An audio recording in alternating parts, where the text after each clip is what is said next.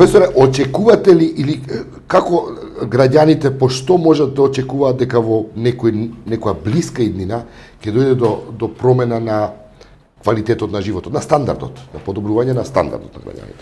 Има ли изгледи оваа политика да доведе во, да речеме, наредните 2-3 години подобрување на овој стандард? Кога ги направивме овие реформи во делот на фискалната политика, и јас бев еден од тие кои што на некој начин ги поздравувавме тие реформи во однос на намалување на даноците и така натаму, дека работодавачите со заштедата што ќе го прават, значи ќе прават нови инвестиции, отварање нови работни места, и ови беа очекувањата на владата. И образложенијата на владата кога ги направи овие мерки, па ако сакате, и очекувањата се билда на ова основа. Тоа не се случи, и тоа и во економската теорија е познато. Значи не е само случај пар екселанс Македонија дека не се случи. Често пати по време на криза, значи и посткризно, се очекува дека наредните циклуси ќе бидат предизвикувачки во тој дел. И ова се случува и во други краеви и држави. И кај нас типично се пресликува. Тој така наречен систем на W, значи вториот пат. И нам, еве, 2012 ни се случи. По 2009, 2012, тој W, пат во циклусот ни се случи без разлика колку е тоа е по благо, би рекол, затоа што... Добро, пак ќе се вратам на ММФ. Прогнозата е дека, односно, нивниот став е дека прогнозата на владата за развојот 2% е реална.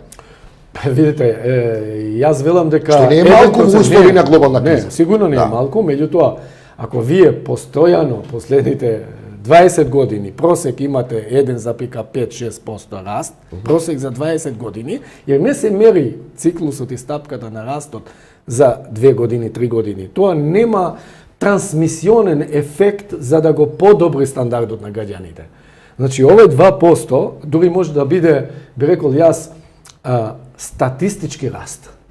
Една гимнастика да направите, па обично статистиките и прават такви. Сакате да кажете дека тој раст не обезбедува, нема да влие врз подобрување на стандардот и квалитетот на животот. Прво, технички може да правите и статистички раст со 1%, кој што нема да се опарамети многу во државата. И можете тоа да го генерирате.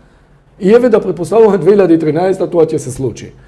А друго е колкав е тој фактички реален раст и како тој се пренесува во стандардот. Може да го прават тој раст рецимо и 2-3 компании само. Каква е распределбата? Бидејќи прашавте граѓаните. Како граѓаните тоа ќе го осеќат? Не. Значи затоа што нема меканизми кои што одржливи за да можат да го распоредуваат растот. Кој е тој раст во Македонија кога 60% од бруто домашен производ се прави само во Скопје? Се друго е 40%. Значи, што се случува живот во Македонија, се случува тука, Скопскиот регион. Сите други региони во државата, значи, 1,5 милиони луѓе се со останатиот 40%. Па ако го анализирате тоа како после низ кои слоеви, низ кои индустријски гранки, низ кои сектори се пренесува и трансмисијата на тој раст, за да видите кој е квалитетот на животот. И крајот на краиштата, квалитетот на животот не е само по основна материјалната основа. Значи тој би рекол композитен индекс што го мери квалитетот на животот е човековиот развој. Индекс за човековиот развој. Тоа е индекс содржан од 3 подиндекси. Едно е материјалната основа, значи бруто домашниот производ, друго е просечниот век на живење, и трето е образованието. Колку е образовано населението? Ние имаме образование прилично, вие сте професор на СТУ, имате сите млади се... Ние имаме покриена, би рекол, со дипломи образование. Ние немаме содржински, суштински образован кадар. И затоа работодавачите се суочуваат со големи проблеми. Затоа што имаме генералисти. Ние имаме луѓе кои што се знаат, кои што нема стручен кадар. Но нема стручен кадар. Зашто образованието не го произведува? Не го произведува апсолутно. Затоа што е државата. Па е државата затоа што правеше масовизација на образованието и буквално тоа го прави слободно за сите. Без никакви критериуми во селекција без никакви стимулации кого да го стимулира да оди во техничките науки и гледате доминантно 60% опфаќаат социоекономските и хуманите. 65 дури 70%. Што ги прават тие луѓе? И тие луѓе утре ќе бидат магистри невработени затоа што нас Постои анализа на пазарот кои кадри се потребни за каде? како не постојат. Мислам дека тоа и државата токму тоа треба да го прави на ниво на држава, меѓутоа ако треба на ниво на локален економски развој, на пример ми имаме направена една студија пред 5 години во Тетово за Тетово и локален економски развој, кој констатиравме која е потребата на тој кадар. Дека немаме технички кадар, дека немаме средно образован професионален кадар, дека и тоа се констатации научни. Значи, меѓутоа, за да тоа го правите, вие треба да го промените структурата и системот. И ето, овие денови се објави огласот за високо образование. Па видите ги тамо, кои се бројките. И кој квалитет ќе биде кога во правен факултет се запишуваат 700 студенти во една година.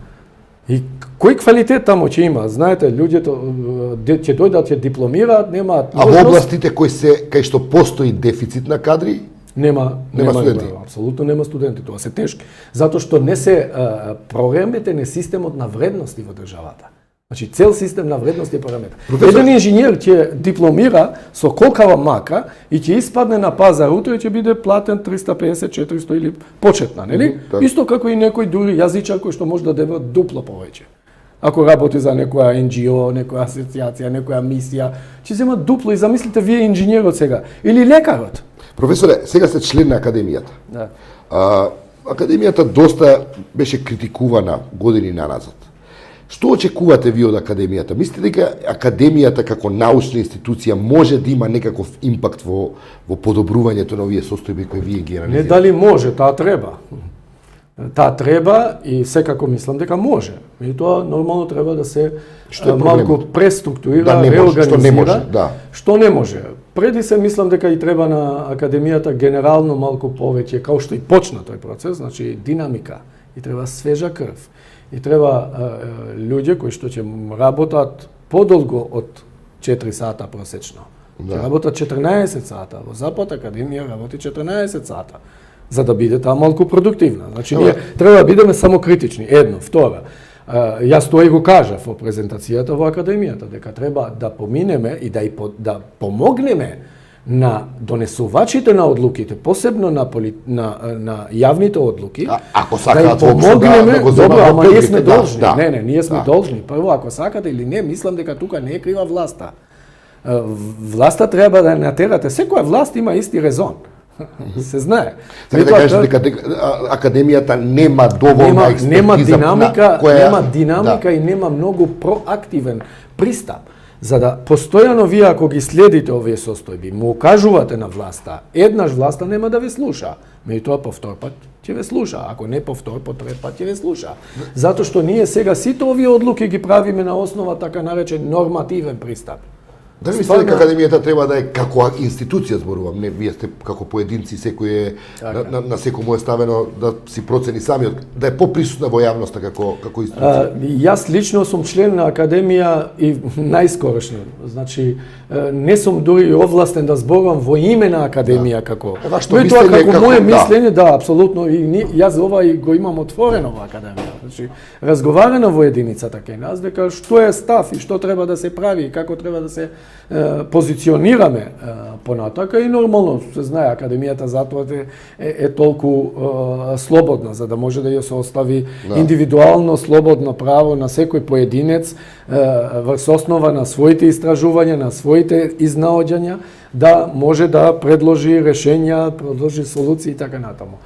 И мислам дека во овој дел академијата била малку поповлечена, али тоа не само последно време, но во последно време малку повеќе и отворено. Кога велам последно време, значи последните 2-3 години. Е повеќе проактивно, многу повеќе институции се политизирани во државата. Дали академијата е политизирана?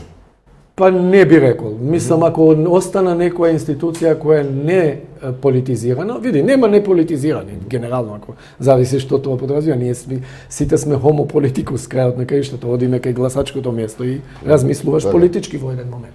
Меѓутоа, мислам дека не, лично, тоа е моје мислење, а го докажувам да беше политизирано, не знам дали јас ќе бев избран.